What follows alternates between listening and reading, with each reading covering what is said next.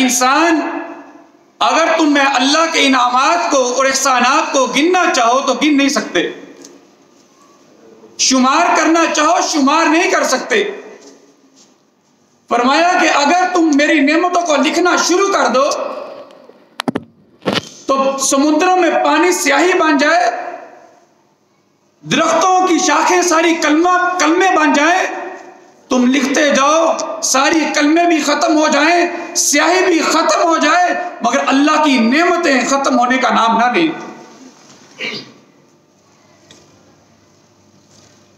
اور اللہ رب العالمین نے وہ انسان جس کے لیے پوری کائنات تخلیق کی ہے، اللہ تعالیٰ نے ساری کائنات اور کائنات میں جو کچھ موجود ہے انسان کے لیے بنایا ہے۔ فرمایا اللہ رب العالمین نے یا ایھا الناس اعبدوا ربکم الذی خلقکم والذین من قبلکم لعلکم تتقون، اے لوگو اس اللہ کی عبادت کرو، یا ایھا الناس اے لوگو اعبدوا عبادت کرو ربکم اپنے رب کی، الذی وہ ذات خلقکم جس نے تمہیں پیدا کیا ہے۔ اور پھر اللہ رب العالمین نے وضاحت بیان کی، قرآن کے دوسرے مقام پر اللہ تعالیٰ نے اعلان بیان کیا ہے کہ میں نے آسمان کو تمہارے لیے بنایا ہے، زمین کو تمہارے لیے بنایا ہے، یہ درخت، چرند، پرند، کائنات کے اندر جو تمہیں تزئین و آرائش نظر آتی ہے، کائنات میں جو سہولتیں نظر آتی ہیں، وہ عطا کرنے والی ذات میں اللہ کی ہے، اور میں اللہ نے وہ سب کچھ اے انسان تیرے لیے پیدا کیا ہے۔ انسان کے لیے اللہ رب العالمین نے انسان کو اتنی قدر اہمیت دی ہے کہ سب کچھ اللہ نے انسان کے لیے بنایا ہے۔ فرمایا اے انسان سب کچھ تیرے لیے ہے، بس تو میرے لیے ہے۔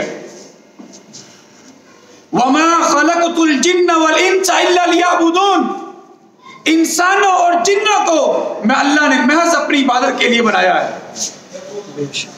اور ان انسانوں پر جتنے انعامات احسانات کیے، ان احسانات کی بات کرتے ہوئے اللہ رب العالمین نے آخری بات جو کی، فَمَا لَقَدْ مَنَّ اللَّهُ عَلَى الْمُؤْمِنِينَ، اے مومنو کیا انعامات گنو گے، کیا اپنے اللہ پر کیے ہوئے، اپنے جو اللہ نے تمہارے پر احسانات کیے ہیں کیا ان کو گننا چاہو گے؟ میں نے ایک احسان ہی تمہارے اوپر ایسا کر دیا ہے کہ کبھی اس کا ہی شکریہ ادا نہیں کر سکو گے، اور وہ احسان نبی علیہ السلام کی بعثت ہے۔ فَمَا لَقَدْ مَنَّ اللَّهُ عَلَى الْمُؤْمِنِينَ، البتہ تحقیق اللہ نے اہل ایمان پر احسان کیا ہے، اِذْ بَعَثَ فِيهِمْ رَسُولًا، کہ اس نے ایک رسول مبعوث کر دیا ہے، مِنْ أَنفُسِهِمْ، انہی کی نفسوں میں سے، انہی کی جانوں میں سے۔ یہاں پر جو اللہ تعالیٰ نے ذکر کیا کہ میں نے آخری نبی کو انہی انسانوں میں سے پیدا کیا ہے، میں سوال کرنا چاہتا ہوں، قرآن میں لفظ استعمال ہوا ہے من انفسہم، انہی نفسوں میں سے میں نے اپنا آخری نبی بھیجا ہے۔ اور میرے عزیز بھائیوں ذرا بتلائیے گا، وہ لوگ جن میں سے اللہ نے اپنے نبی کو پیدا کیا تھا، اپنے نبی کو مبعوث کیا تھا، وہ لوگ بشر تھے یا نوری تھے؟ بشر تھے۔ اللہ تعالیٰ نے انسانوں میں سے اپنا نبی بنایا ہے، اور کیوں بنایا ہے؟ اٹھائیے سورہ نساء آیت نمبر 64، اور یہ بات میں آپ سے ایک بار کر دوں، آپ یہاں پر 15-20 افراد موجود ہیں، یہ تعداد کم نہیں ہے۔ وہ پہلے نبی دعوت دیا کرتے تھے، کسی کی بات سننے کے لیے کوئی ایک ہوتا تھا، کسی کی بات سننے والے 2 ہوتے تھے۔ اللہ کے نبی نے دعوت شروع کی، ایک ایک آدمی کو افرادی طور پر دعوت دیا کرتے ہیں، انفرادی طور پر۔ یہ اللہ کا احسان ہے کہ ہم آج 15-20 تعداد کے اندر یہاں موجود ہیں، اور اللہ کا اس کے رسول کا ذکر سماعت فرما رہے ہیں۔ اور دوسری بات کہ میں آپ سے جو گفتگو کر رہا ہوں یہ کوئی تقریر نہیں ہے، یہ سیکھنے سکھانے کا عمل ہے۔ ہم نے قرآن سے، نبی علیہ السلام کے فرامین سے کچھ مسائل سیکھنے ہیں اور پھر ان چیزوں کو اپنی زندگی پر لاگو کر کے اپنی دنیا سنوار کے اپنی دنیا بہتر کر کے آخرت میں اللہ کے حضور سرخرو ہونا ہے۔ میرے عزیز ساتھیوں، سورہ نساء آیت نمبر 64 میں اللہ تعالیٰ ارشاد فرماتے ہیں وَمَا أَرْسَلْنَا مِن رَّسُولٍ إِلَّا لِيُطَاعَ بِإِذْنِ اللَّهِ، میں نے تمہارے اوپر جو احسان کیا ہے، اپنا نبی مبعوث کیا ہے، اس کا مقصد جان لو۔ اس کا مقصد کیا ہے؟ وَمَا أَرْسَلْنَا، اور نہیں بھیجا ہم نے، مِن رَّسُولٍ، کوئی بھی رسول، إِلَّا لِيُطَاعَ بِإِذْنِ اللَّهِ، تاکہ وہ اللہ کے اذن سے، اللہ کی اجازت سے اس کی اطاعت، اس کی فرما برداری کی جائے۔ نبی کی بعثت کا مقصد کیا ہے؟ نبی کی اطاعت اور فرما برداری کی جائے۔ پہلا مسئلہ جو آپ کے گوش گزار کیا میں نے، وہ یہ ہے کہ اللہ نے فرمایا کہ میں نے اپنا رسول بھیجا ہے انہی میں سے جو وہاں پر لوگ موجود تھے، یعنی وہاں انسان تھے، انسانوں میں سے اللہ نے ایک رسول بھیجا، اور مقصد کیا ہے؟ اس کی اطاعت فرما برداری کی جائے۔ اور میرے عزیز ساتھیوں، قرآن کا دوسرا مقام اللہ تعالیٰ ارشاد فرماتے ہیں کہ اگر ہم نے نوریوں میں کوئی رسول بھیجنا ہوتا تو تب ہم ایک نوری کو رسول بنا کر بھیجتے، کسی بشر کو رسول بنا کر نہ بھیجتے۔ لیکن تم انسان ہو، تمہارے لیے ہم ایک رسول بھیجنا چاہ رہے ہیں۔ ظاہر ہے کہ تمہیں اپنے جیسا ہی کوئی چاہیے، اپنی جنس والا ہی کوئی چاہیے جس کی تم اطاعت اور فرما برداری کر سکو گے۔ دیکھیے گا، اگر ہم انسانوں کے لیے کوئی اللہ تعالیٰ نے نوری کو بحیثیت نبی ہمارے اوپر مبعوث کر دیا، میں مثال دیتا ہوں، اگر بھی فرض کر دیا، تو کیا ہم اللہ کو یہ بات کہہ نہیں سکتے تھے اللہ وہ نوری ہے اور ہم انسان ہیں، ہمارا جوڑ ہی نہیں لگتا؟ وہ نوری ہے، نوری نے کھانا نہیں ہوتا، نوری نے پینا نہیں ہوتا، نوری کو حاجت نہیں ہوتی، نوری شادی نہیں کرتے، نوری کی اولاد نہیں ہوتی، نوری نے شادی بیاہ وغیرہ میں نہیں جانا ہوتا، نوری کاروبار نہیں کرتے۔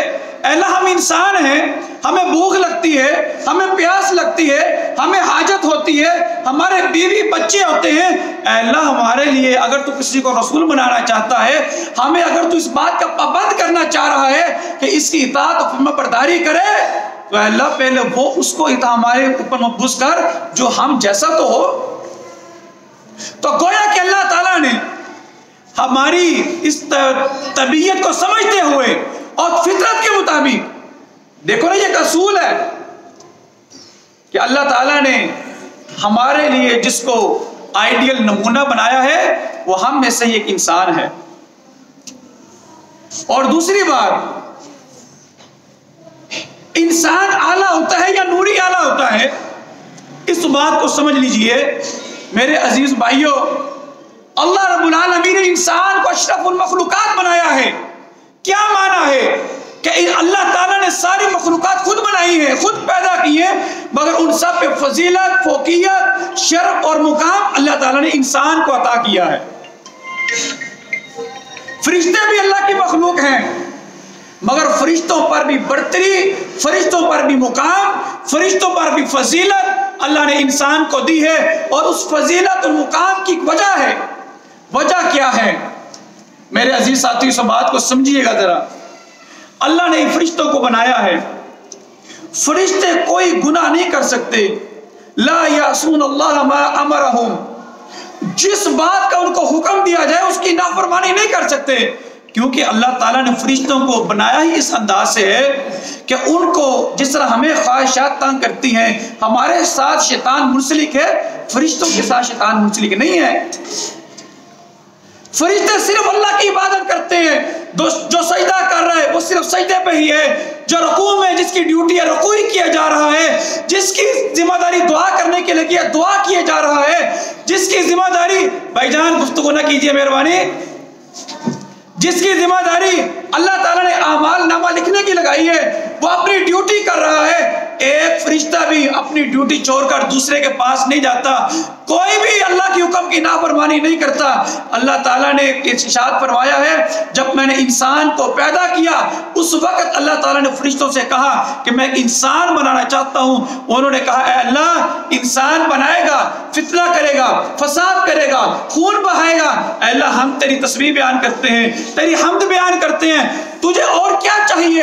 اللہ تعالیٰ نے جواب دیا میں تعریفات مجھے مقصود نہیں ہے, یہ نہیں ہے کہ مجھے ضرورت ہے اپنی تعریف کرو.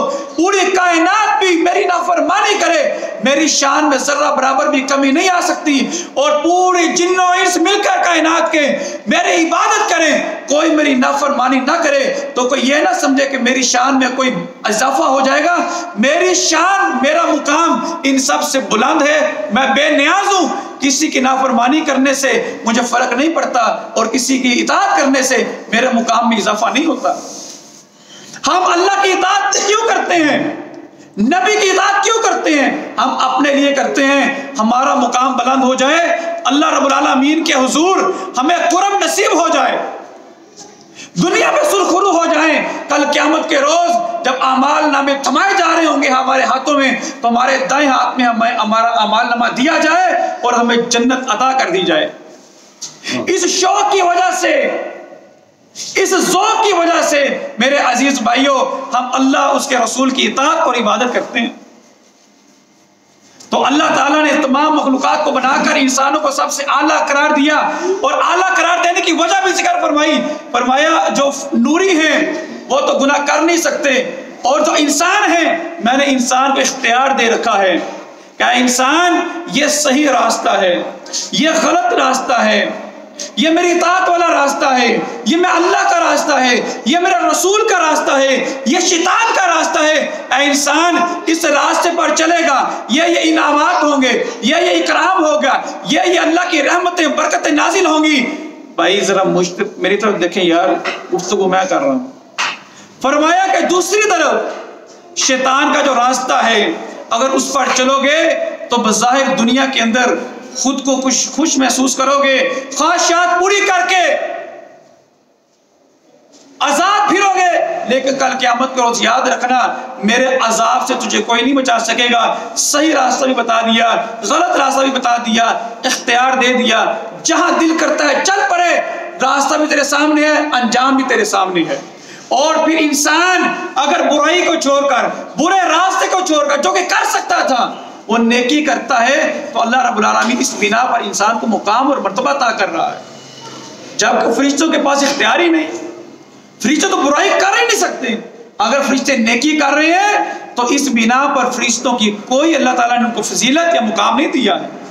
ہمیں فضیلت مقام اس لیے دیا ہے کہ ہم برائی کر سکتے تھے مگر پھر بھی ہم نے نیکی کی ہے. تو ایک انسان کو نوری کے اوپر فضیلت دی ہے. تو گویا کہ نبی علیہ الصلوۃ والسلام کا بشر ہونا, آقا علیہ الصلوۃ والسلام کا انسان ہونا, یا آقا علیہ الصلوۃ والسلام کا مقام, مرتبہ اور فضیلت ہے. اور پھر آپ دیکھیں کہ نوریوں کا سردار جبریل جناب نبی علیہ الصلوۃ والسلام کی سواری کی نکیل تھامتا ہے, تو گویا کہ اللہ رب العالمین نے نوریوں کے سردار کو بشر کے سردار کا غلام بنایا ہے. اللہ تعالیٰ نے پہلی بات یہاں ذکر کی وَمَا أَرْسَلْنَا کہ لَقَدْ مَنَّ اللَّهُ عَلَى الْمُؤْمِنِينَ مِنْ أَنفُسِهِمْ, میں نے اپنا رسول تمہارے اوپر مبعوث کیا ہے جو تم ہی میں سے ہے. اور میرے عزیز بھائیو ذرا غور کیجئے گا, یہ بات کہہ کہ اللہ تعالیٰ نے مِنْ أَنفُسِهِمْ کہ میرا رسول تم ہی میں سے ہے, اللہ تعالیٰ نے ہماری اور نبی علیہ الصلوۃ والسلام کے تعلق کو مضبوط کیا ہے کہ اس رسول کو اپنا سمجھو. وہ بھی تمہاری طرح انسان تھا, لیکن اس کے اعمال دیکھو, اس کے کردار دیکھو, اس کے افعال دیکھو کہ اللہ رب العالمین نے اس کے اعمال, اس کے کردار, افعال کی وجہ سے کیا کیا مرتبہ اور مقام عطا کیا ہے.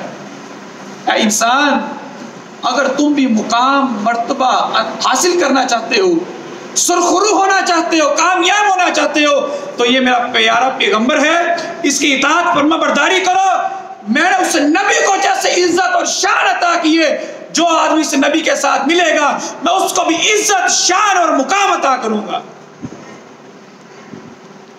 عزیز ساتھیوں، ذکر فرمایا کہ میرے نبی کی آمد کا مقصد یہ ہے لیطاع باذن اللہ، اللہ کے حکم سے اس کی فرما برداری، اس کی اطاعت کرو۔ آج ہوتا کیا ہے، ہم نے یہ سمجھ رکھا ہے، میری بات ذرا انتہائی غور سے سنیے گا، اپنے چند منٹ جو اللہ کی رضا کے لیے نکال کے لے کے آئے ہیں، تمام تر توجہ اس بات کو سمجھنے کے لیے لگائیے گا۔ خدارا ہو سکتا ہے کہ آج کی گفتگو ہماری آئندہ کی زندگی بدل دے۔ اللہ رب العالمین نے ارشاد فرمایا ہے، فرمایا کہ میں نے اپنے رسول کو تمہارے لیے اطاعت کے لیے بھیجا ہے۔ لیکن میرے عزیز بھائیوں، آج کل ہمارے ہاں کیا ایک بات گردش میں ہے، کلمہ پڑھ لیا ہے، بس جو مرضی کرتے جاؤ، جہاں پر لگے اور لگے رہو، جیسے دل کرتا ہے نماز پڑھ لو، جیسے دل کرتا ہے روزہ رکھ لو، جیسے دل کرتا ہے دین کے معاملات کر لو، تمہیں پوچھنے والا کوئی نہیں ہے، تمہاری نیت خالص ہے، بس ٹھیک ہے، کامیابی ہوگی، اللہ بخش دے گا، اللہ قبول کرے گا۔ میرے بھائیو، اس کا کیا معنی ہے؟ یاد رکھیے گا، رسول کا انکار ہے۔ اور محلہ تارک آباد کے باسیوں، آج کی گفتگو کا لب لباب کہ نبی کی اطاعت نہ کرنا، اپنی مرضی کے ساتھ جو من میں کیے جانا، اپنے مولویوں پیروں فقیروں کے پیچھے لگ کے جیسے انہوں نے کہہ دیا ویسے ہی دین کو تسلیم کر کے کیے جانا، یہ رسول کے انکار کے مترادف ہے۔ آپ کو میری بات سمجھ آ جانی چاہیے، اللہ نے رسول کو منتخب کیا ہے اس کی اطاعت کے لیے۔ اگر میں اور آپ اس کی اطاعت نہیں کرتے، ہم جو مرضی کرتے رہیں، صبح سے شام تک ایک ٹانگ پر کھڑے ہو کر نمازیں پڑھتے رہیں، روزے رکھتے رہیں، زکوٰۃ صدقات دیتے رہیں، یقین مانیے گا اس رسول کی اگر اطاعت نہ کی، فرما برداری نہ کی، اس کے پیچھے نہ لگے، یقین مانیے گا میرے عزیز بھائیوں، یہ ہماری سب سے بڑی غلطی ہوگی۔ گزشتہ درس کے اندر میں نے آپ کے سامنے بیان کیا تھا کہ اللہ کے نبی علیہ السلام کو اللہ نے خاتم النبیین بنایا ہے، اور آقا علیہ السلام کی ختم نبوت کے تقاضے کیا ہے کہ ہمیں ہر دن کے معاملے میں آقا علیہ السلام کی فرما برداری اور اطاعت کرنی ہے۔ آپ دیکھیے، ایک واقعہ ذکر کرتا ہوں، 15واں سپارہ ہے، اللہ رب العالمین نے اعلان کیا، سبحان الذی اسری بعبدہ لیلا من المسجد الحرام الی المسجد الاقصی، پاک ہے وہ ذات جس نے سیر کروائی اپنے بندے کو من المسجد الحرام، مسجد حرام سے الی المسجد الاقصی، مسجد اقصی کی طرف۔ مہینوں کا سفر اللہ تعالیٰ نے ایک رات کے مختصر وقت میں اپنے نبی کو وہ سفر طے کروایا ہے، معراج کروایا ہے۔ زمینی سفر کا اللہ نے ذکر کیا کہ میں نے اپنے نبی کو معراج کروائی، پہلے مسجد حرام سے مسجد اقصی میں، پھر مسجد اقصی سے آسمان دنیا میں آقا علیہ السلام کو اللہ تعالیٰ نے معراج کروایا ہے۔ میرے بھائیو، جو اللہ کے نبی علیہ السلام مسجد اقصی میں پہنچے، اس وقت مسجد اقصی میں حضرت آدم بھی موجود ہیں، حضرت نوح بھی موجود ہیں، حضرت شیس بھی موجود ہیں، حضرت ابراہیم بھی موجود ہیں، حضرت اسحاق، حضرت اسماعیل، حضرت یعقوب، حضرت یوسف بھی موجود ہیں۔ اللہ نے جتنے بھی انبیاء مبعوث کیے، سارے انبیاء وہاں پر بیت المقدس کے اندر موجود ہیں۔ نماز کا وقت ہوتا ہے، کسی نبی کی یہ جرات نہیں آگے کھڑے ہو کر امامت کروائے۔ نماز کا وقت ہوا، تکبیر کہی گئی، جبریل اللہ کے نبی علیہ السلام کے پاس آئے، کہا اللہ کے نبی نماز کا وقت ہے، آئیے نماز کروائیے۔ عزیز بھائیو، اللہ کے نبی آگے کھڑے ہوئے ہیں، تمام انبیاء کی امامت کروا رہے ہیں۔ کیا سبق دیا مجھے اور آپ کو کہ ہمارے نبی کے ہوتے ہوئے کوئی نبی اپنی امامت نہیں کروا سکتا؟ اور بھائیو، ہمارے نبی کے ہوتے ہوئے کوئی نبی اپنی امامت نہیں کروا سکتا، تو ہمارے نبی کی شریعت کے ہوتے ہوئے کسی اور کا دین میں فتویٰ، کسی اور کا دین میں مسئلہ، کسی اور کی دین میں فقہ یہ چل جائے گی؟ تو بھائیو وہی پیغام میں نے پچھلی بار جو آپ سے گفتگو کی تھی، آپ میں سے کون کون بھائی اس وقت موجود تھے؟ ذرا ہاتھ کھڑا کیجیے گا۔ آپ پہلی بار آئے ہیں؟ سوال یہ ہے، ابھی بہت سارے بھائی موجود نہیں ہیں جو پہلی مجلس میں ہماری آئے تھے، اس مجلس کے بعد جس میں ہم نے یہ سیکھا، یہ سمجھا تھا کہ اللہ کے نبی علیہ الصلوۃ والسلام کی اطاعت ہمارے اوپر واجب لازم ہے، میرا سوال ہے کہ ہم اس گفتگو کے بعد کس آدمی نے اپنے امام صاحب کے پاس جا کر، اپنے خطیب صاحب کے پاس جا کر یہ سوال کیا تھا، اے امام صاحب میں نماز تو پڑھتا ہوں مگر میں دیکھنا چاہتا ہوں میری نماز سنت نبی علیہ السلام کے مطابق ہے یا نہیں، مجھے دکھائیے۔ کون ہے ہم میں سے جو کیا ہے؟ میرے بھائیوں، گفتگو کا محض مقصد یہ نہیں ہوتا آپ کے سامنے آیا، میں نے تقریر کی، آپ نے سبحان اللہ کہہ دیا، آپ نے واہ واہ کر دیا، آپ نے داد دی، میں نے داد وصول کر لی، میں چلا گیا۔ یہ ہماری گفتگو کا کوئی مقصد نہیں ہے، ہماری گفتگو کا یہ قطعاً مقصد نہیں ہے، نہ ہمارے پروگرام کا یہ مقصد ہے۔ ہمارا مقصد کیا ہے؟ ہم آپ کے پاس آتے ہیں، آپ کو یہاں بلاتے ہیں، آپ کو عزت دیتے ہیں۔ کیوں؟ ہم نے آپ کو پیارے نبی علیہ الصلوۃ والسلام کے فرامین پیش کرنے ہوتے ہیں، اور آپ کی ذمہ داری بنتی ہے کہ جو فرامین آقا علیہ السلام کی آپ سماعت فرمائیں، کم از کم ان پر عمل تو کریں۔ میرے عزیز بھائیوں، عزیز دوستو، آقا علیہ الصلوۃ والسلام کی اطاعت، فرما برداری، اور آپ دیکھیے گا آقا علیہ الصلوۃ والسلام کو اللہ نے رسول بنایا، رسول کا مقصد میں نے آپ کے سامنے بیان کیا، اس کا مقصد اطاعت ہے، اور اس کام کے لیے اللہ رب العالمین نے ہمارے پیارے نبی علیہ السلام کو شان، منزلت، مقام، رفعت، بلندیاں عطا کی۔ اللہ رب العالمین نے ارشاد فرمایا وَرَفَعْنَا لَكَ ذِكْرَكَ، اے میرے پیارے نبی ہم دن بدن آپ کے ذکر کو بلند کرتے جاتے ہیں۔ اور ذکر بلند کیسے ہوتا ہے؟ جب میں اور آپ آقا علیہ الصلوۃ والسلام کی بتلائے ہوئے طریقے کے مطابق نماز ادا کرتے ہیں، آقا کا ذکر بلند ہوتا ہے۔ جب میں اور آپ آقا علیہ الصلوۃ والسلام کے طریقے کے مطابق روزہ رکھتے ہیں، آقا علیہ الصلوۃ والسلام کی شان بلند ہوتی ہے۔ جب میں اور آپ آقا علیہ الصلوۃ والسلام کے بتلائے ہوئے طریقے کے مطابق زکوٰۃ صدقات دیتے ہیں، اپنی زندگی کا معمول بناتے ہیں، سر کے بالوں سے لے کر پاؤں کے ناخن تک اپنے پورے جسم کی وضع قطع نبی علیہ الصلوۃ والسلام کی سیرت کے مطابق بناتے ہیں، اس انداز سے اللہ اپنے نبی کا ذکر بلند کرتا ہے۔ اور نبی کا ذکر سننے والوں، نبی کی شان مقام سننے والوں، آؤ نبی کی شان یہ ہے کہ نبی کی اطاعت کی جائے۔ میں ایک سوال، میری طرف دیکھیے گا بھائی، وہ کام کر رہے ہیں کرنے دیں۔ ہم سب نعرہ لگاتے ہیں حرمت رسول پر جان بھی قربان ہے، نعرہ لگاتے ہیں۔ میں ابھی ایک بھائی کو کہہ دوں تو آپ سب نے دونوں ہاتھ اٹھا کر نعرے لگانے ہیں، لیکن میرا سوال یہ ہے یار، ہماری کتنی عمریں ہو گئی ہیں، کبھی ہم نے نہیں سوچا کہ ہم ساری زندگی نمازیں پڑھتے ہیں، روزے رکھتے ہیں، زکوٰۃ صدقات دیتے ہیں، اور کبھی کھول کر دیکھ تو نہیں کہ ہمارے نبی نے نماز کیسی پڑھی تھی؟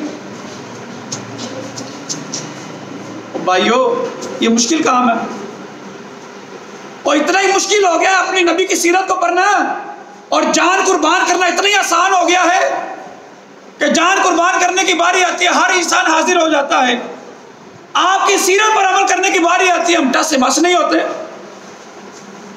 یہ پروگرام جو آپ کے حضور پیش کیا گیا ہے، یہ میری اور آپ کی تربیت کا پروگرام ہے۔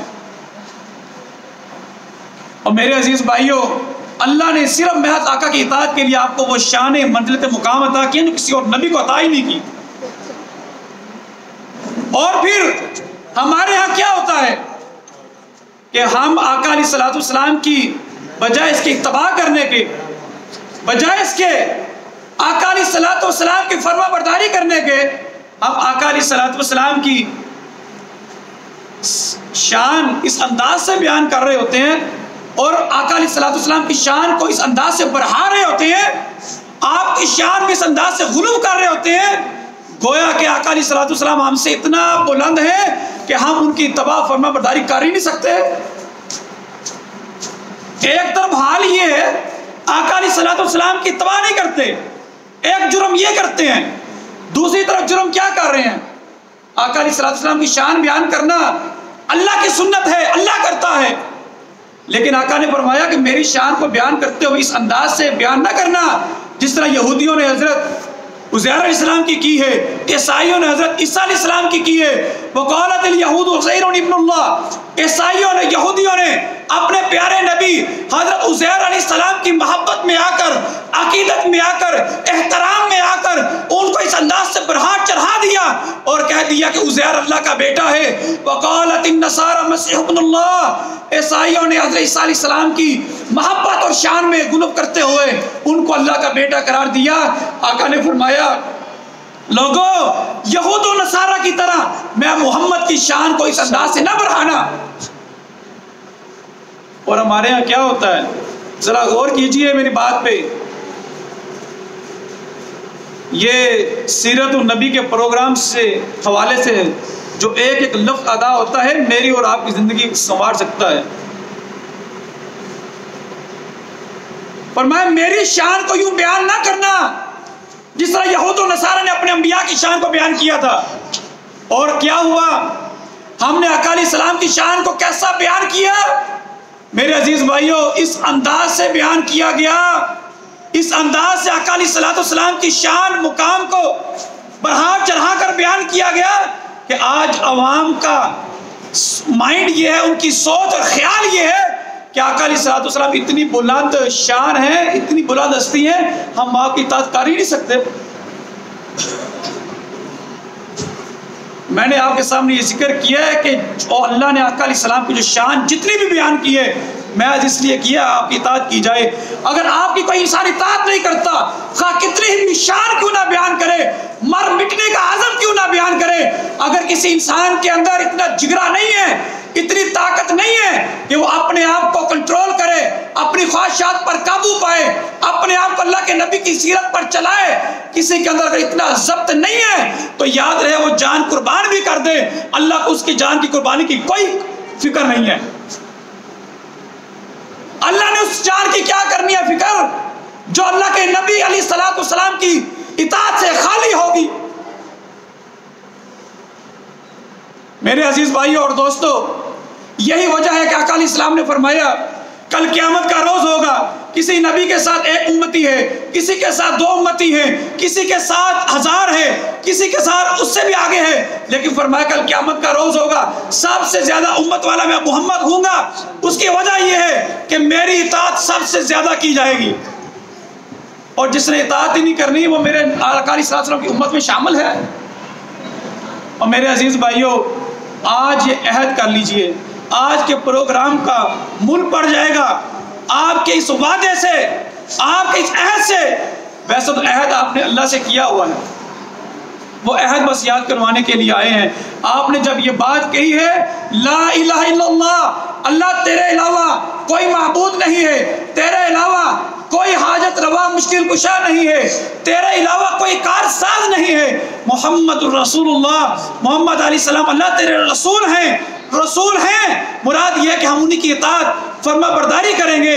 گویا کہ ہم نے آقا علیہ السلام کی اطاعت کی کا اللہ سے عہد کیا ہے، اور میرے عزیز بھائیوں آج اسی عہد کو دوبارہ یاد کروانے کے لیے آئے ہیں، اسی عہد کی تجدید کے لیے آئے ہیں کہ عزیز بھائیوں آئیے اپنی نماز، اپنی صدقات، اپنی پوری زندگی ہم آقا علیہ السلام کی سیرت کے مطابق بنائیے۔ عزیز ساتھیوں، جو دین خالق کائنات نے میرے اور آپ پر نازل کیا ہے، جس کے بارے میں اللہ نے یہ کہہ دیا ہے کہ اس نعمت کے بعد انسان کی کسی نعمت کی ضرورت نہیں ہے، فرمایا الیوم اکملت لکم دینکم، اے انسان میں نے آج تمہارے اوپر اپنا دین مکمل کر دیا ہے، الیوم اکملت لکم دینکم، اپنا دین مکمل کر دیا، وَأَتْمَمْتُ عَلَيْكُمْ نِعْمَتِي، اس کے ساتھ اپنی نعمت تمام کر دی۔ اے انسان اس کے بعد تجھے کسی اور نعمت کی میں اللہ سے ضرورت نہیں رہے گی۔ جس نعمت کے بعد اللہ نے اتنا بڑا اعلان کر دیا، فرمایا وَرَضِيتُ لَكُمُ الْإِسْلَامَ دِينًا، تمہارے لیے اسلام کو بطور دین پسند کیا ہے۔ میرے عزیز بھائیوں، اس دین کا نام ہے قرآن اور حدیث۔ دو چیزیں اس دین کے اندر موجود ہیں، اور انہی قرآن اور حدیث کو اللہ تعالیٰ نے اعلان فرمایا ہے اِنَّا نَحْنُ نَزَّلْنَا الذِّکْرَ، ہم نے ذکر کو نازل کیا ہے، وَإِنَّا لَهُ لَحَافِظُونَ، میں اللہ ہی اس کی حفاظت کرنے والا ہوں۔ میں آپ سے پوچھنا چاہتا ہوں، جس کی حفاظت اللہ کر دے، دنیا میں کوئی انسان اس کو بدل سکتا ہے؟ یار جس کی اللہ نے حفاظت کر دی ہے بدل نہیں سکتا، بات پکی ہو گئی۔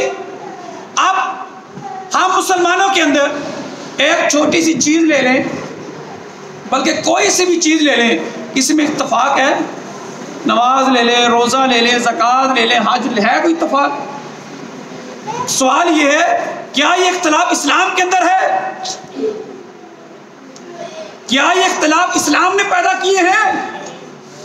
اور بھائی اسلام قرآن حدیث کا نام ہے، اللہ نے اعلان کیا میں نے محفوظ کر دیا ہے۔ معلوم یہ ہوا اسلام کے اندر کوئی اختلاف نہیں ہے، اسلام کے اندر اختلاف کی کوئی گنجائش نہیں ہے۔ یہ جو اختلاف میں اور آپ دیکھتے ہیں یہ ہمارے فرقوں نے بنائے ہیں، اور فرقہ اسے کہا جاتا ہے جو قرآن اور حدیث سے ہٹا ہوا ہو۔ اور میرے عزیز بھائیوں، معلوم یہ ہوا دین قرآن حدیث کا نام ہے، دونوں محفوظ ہے، دین کے اندر اختلاف بھی کوئی نہیں ہے۔ پھر کمی کس بات کی ہے؟ میں اور آپ، صرف کمی میرے اور آپ کے اندر ہے کہ میں اور آپ ہم قرآن کو دیکھتے نہیں ہیں، ہم سنی سنی باتوں پر عمل کرتے ہیں۔ اور میرے عزیز بھائیوں، آج صحیح البخاری کی حدیث، آقا علیہ الصلوۃ والسلام کا ایک جانسار آپ کے پاس آیا، آ کر کہا السلام علیکم یا رسول اللہ، اللہ کے نبی آپ پر سلامتی ہو۔ آقا علیہ السلام نے فرمایا ارجی فصلی، اے میرے صحابی واپس چلے جائیے، انک لن تصلی، آپ نے نماز نہیں پڑھی۔ دوبارہ آیا ہے، آ کے پھر کہا السلام علیکم یا رسول اللہ، اللہ کے رسول آپ پر سلامتی ہو۔ آپ نے فرمایا وعلیکم السلام، اے میرے صحابی وعلیکم السلام، ارجی فصلی، میرے پاس نہ بیٹھنا، واپس چلا جا، نماز ادا کر، تو نے نماز نہیں پڑھی۔ پھر نماز ادا کی، واپس آیا، آقا علیہ السلام کو پھر تیسری بار آ کر کہتا ہے آقا السلام علیکم یا رسول اللہ، آقا فرماتے ہیں ارجی فصلی، واپس چلا جا، نماز ادا کر، تو نے نماز نہیں پڑھی۔ اور میرے بھائیو 3 بار جا کے نماز ادا کی، پھر چوتھی بار آیا، آقا نے چوتھی بار بھی یہی کہا۔ اس نے کہا اللہ کے نبی مجھے ایسے ہی نماز آتی ہے، آپ سکھا دیجئے میں نماز کیسے پڑھوں۔ آپ کیوں نہیں پوچھتے؟ آپ کیوں نہیں آتے ہمارے پاس؟ ہمیں بھی دکھائیے اللہ کے نبی کی نماز کہاں ہے۔ آپ محض ہماری کئی باتوں پر اس انداز سے یقین کر لیتے ہیں گویا کہ ہماری باتیں اللہ کی باتیں ہیں، ہماری باتیں احادیث ہیں۔ اعتماد ہونا چاہیے، احترام ہونا چاہیے، مگر آپ کا حق ہے کہ اپنے آپ کو مطمئن کرنے کے لیے، اپنے آپ کو اپنے دل کے اطمینان کے لیے اور اپنے آپ کو سرخرو کرنے کے لیے آپ کا یہ فرض بنتا ہے کہ آپ کبھی بھی سنی سنائی باتوں پر عمل نہ کریں۔ اس صحابی کو بھی اللہ کے نبی علیہ السلام نے نماز سکھلائی۔ اور میرے بھائیوں وہ صحابی جس کی خالص نیت ہے، آج کہا جاتا ہے نا کہ نیت اچھی ہونی چاہیے، اعمال جیسے مرضی ہو جائے، انما الاعمال بالنیات، اعمال کا دار و مدار نیت پر ہے۔ نیت اچھی ہو انسان کی نماز اللہ قبول کر لے گا۔ انسان تو ٹکرے ہی مارتا ہے نا جناب، نمازیں قبول کرنے والی ذات اللہ کی ہے۔ اللہ نے کتے کو پانی پلانے والے کو معاف کر دیا، تو یہاں پر ہم تو نمازیں بھی پڑھتے ہیں، اللہ معاف کرنے والا ہے۔ اس نے کتے کو پانی پلایا تھا، وہ سنت تھا، اور اس نے غلط نماز نہیں تھی پڑھی۔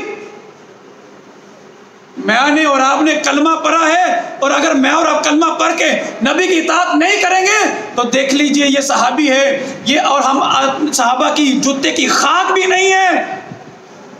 صحابی نماز پڑھ کے اللہ کے نبی کے پاس آیا۔ صحابی وہ ہے جس کی نیت کے بارے میں اللہ نے اعلان کر دیا کہ اللہ نے صحابہ کے دلوں کا امتحان لیا ہے، ان سے زیادہ سچے اللہ کو کسی کے دل نہیں نظر آئے۔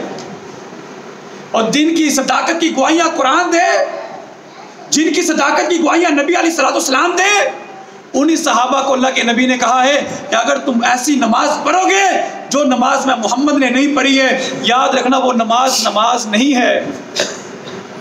ہم کہتے ہیں نماز پڑھنے تو جیسا بھی پڑھتا ہے۔ میرے عزیز بھائیوں، ہمارے فرقوں کی وجہ کیا ہے؟